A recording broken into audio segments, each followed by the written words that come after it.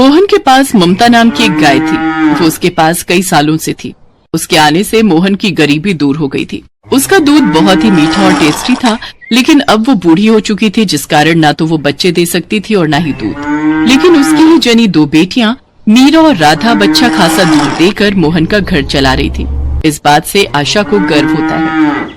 मेरी बच्चियों, मुझे गर्व है कि तुम मालिक को अच्छा खासा दूध दे देती हो और मेरा नाम रोशन कर रही हो। मैं तो अब बूढ़ी हो गई हूँ और उनके किसी काम की नहीं रही, लेकिन फिर भी वो मुझे मुफ्त में पाल रहे हैं। ऐसा नहीं है माँ, जितना तुमने मालिक के लिए किया है वो तो हम दोनों मिलकर भी नहीं कर सकती। मालिक भी तो मेरे लिए कितना कर रहे हैं। वो चाहते तो मुझे कब का कसाई को सौंप देते, लेकिन वो मुझे मुफ्त में पाल रहे हैं। वो सचमुच मुझे कितना प्यार करते हैं। मोहन आशा गाय को बहुत प्यार करता था। वो जानता था कि उसी की वजह से आज उसका दूध का व्यापार इतना अच्छा चल रहा है।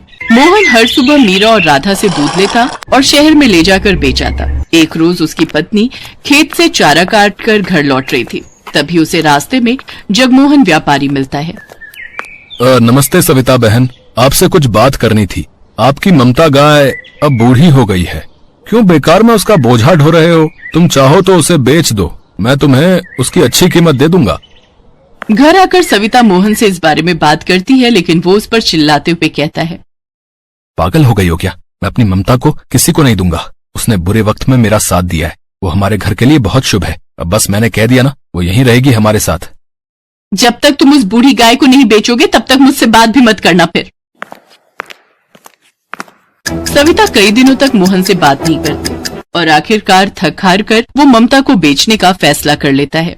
अगले दिन सविता उस व्यापारी को घर बुला लेती है। अरे राधा, देख तो ये कोई व्यापारी लगता है। इसके हाथ में रस्सी भी है। कहीं ये हम में से तो किसी को नहीं लेने आया? हो सकता है मीरा। नहीं मेरी बच्चियों, मालिक बहुत अच्छे हैं। वो हम में से किसी को नहीं बेच सकते। वो हमसे बहुत प्यार करते हैं। माँ तुम सही कह रही हो, और भगवान न करे कि वो दिन कभी आए जब हम तीनों अलग हो, नहीं तो हम तीनों तो मर ही जाएंगे। व्यापारी सविता को 10,000 रुपए देता है, जिन्हें देख वो बहुत खुश होती है।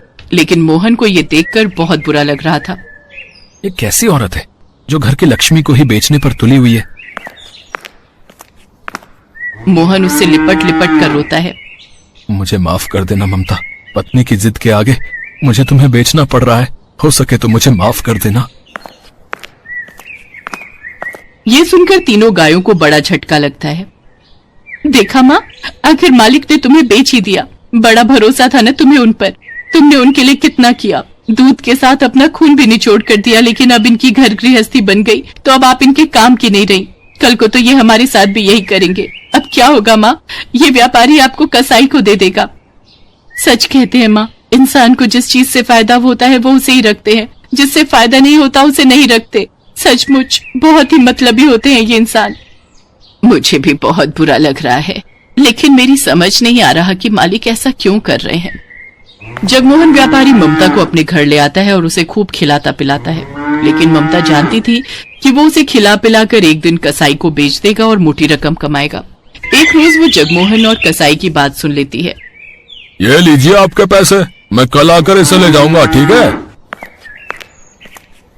उसी रात ममता खूंटे से छूटकर मोहन की गौशाला पहुंच जाती है, जहां मीरा और राधा उसे देख बहुत खुश होती हैं। ममता दोनों को गले लगाती है।